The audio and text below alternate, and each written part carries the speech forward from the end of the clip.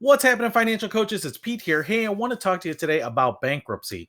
Now, it's kind of funny because when I've worked with financial coaches or people from any financial service industry before, sometimes, it's funny as professionals in this industry, sometimes we are really conditioned to avoid bankruptcy at all costs. And it's kind of funny because it's just an option that is, on the table financially, right? We talk about all sorts of things like debt snowball and negotiating interest rates and debt management or settlement or charge off or whatever it might be. And then yet there seems to be this big chasm. Like we have this big leap mentally to get to bankruptcy. Like we have to exhaust every other option before we get there.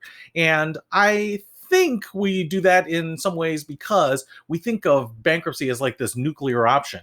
And I think we also, if you haven't gone through it or help someone through it, I think we also think of it as like everything collapses around you. It's just like this huge moment where people will notice you walking down the street and be able to tell by looking at you that you have a bankruptcy in place or that you're going to lose your house, and the people are going to see moving trucks coming up to your house and taking all your possessions away, and you lose your cars or whatever it might be. And there are a couple different types of bankruptcies, and some are, different than others where they will work with you to restructure the loan. Some are just, kind of write off everything, so you have those options. Bankruptcy law has changed a little bit. You have to pass some means tests. But basically, what I want to throw out there is that sometimes I think a lot of times we go through all of these things to try to avoid bankruptcy. And then if we have nothing left, we go into bankruptcy. And my issue is that I don't know why we do that. I don't know why we don't look at bankruptcy as an immediate option sometimes if it's appropriate. Now, I'm not talking about underlying reasons people might be in bankruptcy.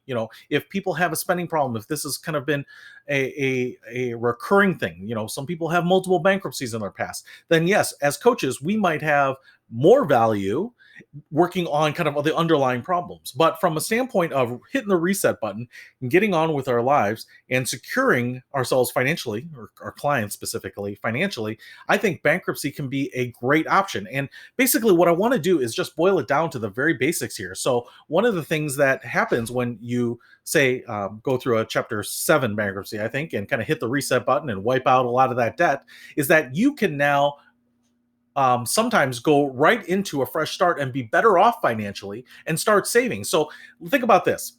Let's say I had a bunch of credit card debt. We negotiated down the interest rates. Maybe we even had some debt management, whatever it might be. And I had to delay saving anything because all of my cash flow is going to pay down that debt for 5 years, a standard debt management arrangement. And so for 5 years, I'm not doing emergency savings. I'm not doing saving and investing for retirement. I'm not doing any of that. But then once I get all that debt paid off by sheer hard work and grit and determination, then we can start flipping the switch and I can start putting money away into savings. So let's say I was paying $1,000 a month towards the debt. And now after 5 years, I get that all clear and socked away and taken care of and satisfied. Now I can start putting that $1,000 into a retirement account or an investment account. Okay. So I want to give you some real numbers here, and let's use 6% annual rate of return. And let's say we lose that 5 years. So what I would do is, let's say I had 15 years to retirement. I did $1,000 a month, 6%, 15 years. What I'd end up with is about $287,000. So not bad, over $250,000 now I could, get on retirement. But if I took those 5 years now and got them back by declaring bankruptcy and get started right away, and exact same thing, now all of a sudden I'd have $453,000, right? So not quite $200,000 more, about $180,000 more just by starting that 5 years earlier.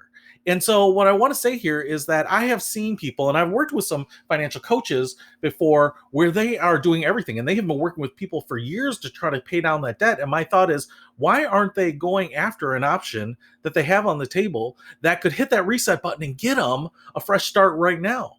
Now, I'm not saying like we should just be cavalier about debt because, hey, we've got this bankruptcy nuclear option, I can just hit the button, right? That's not what I'm saying at all. But what I'm saying is that in some ways, people who are trying to be principled about this and pay off their debt and own up to it and do whatever they have to do and defer their retirement, defer their savings, and defer their happiness in some ways, and just not use a tool that's available, an option that's granted to them through the legal system, are making it harder on themselves. And you put two people together, and one person has no issue about using the bankruptcy, and one just has a philosophical issue about it, the person that didn't have the issue is going to be better off financially come retirement because they had this head start, right? This clean slate right away. And I think we also have this image that you can't get a credit card, you can't get a mortgage, you can't get a car loan, you can't do all of these things. Everything is off the table. You can't go out and have a nice dinner. They won't let you in at shenanigans or something.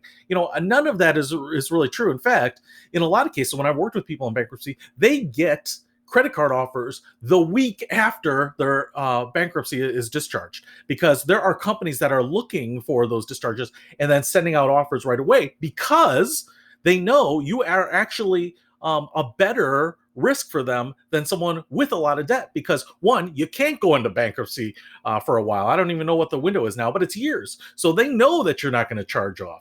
Also, they know that by eliminating a bunch of stuff, your cash flow should be much better than it was the day before it got discharged, right? So there are a lot of ways to get credit. Now, I'm not saying that you'll get the best rates, and I'm not saying you'll get the highest credit amounts, but I think a lot of the things that we just assume about bankruptcy are not true at all. And in many ways, people are so much better off, not just financially and in a better springboard position for the rest of their life financially, but also mentally, right? You're able to shed a lot of that mental burden for them. So I'm not sure why we look at bankruptcy as some sort of, black sheep of the financial tool family. But it's one of those things where, I'm happy to discuss it more. But if you can get your head around, hey, it's just another option, and it may be better than some of these other options that may seem more gradual, right? So think about that. If you have questions, reach out to me. That's it. Talk to you later.